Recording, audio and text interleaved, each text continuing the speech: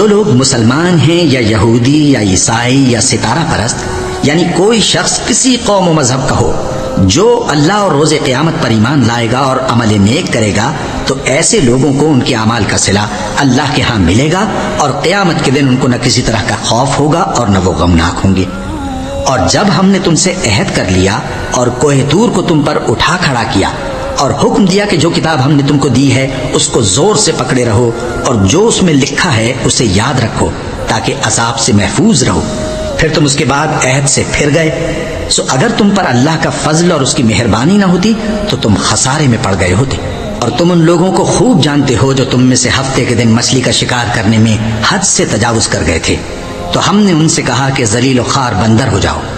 اور اس قصے کو اس وقت کے لوگوں کے لیے اور جو ان کے بعد آنے والے تھے عبرت اور پرہیزگاروں کے لیے نصیحت بنا دیا۔ اور جب موسیٰ نے اپنی قوم کے لوگوں سے کہا کہ اللہ تم کو حکم دیتا ہے کہ ایک بیل ذبح کرو، وہ بولے کیا تم ہم سے ہنسی کرتے ہو؟ موسیٰ نے کہا کہ میں اللہ کی پناہ مانگتا ہوں کہ نادان بنوں۔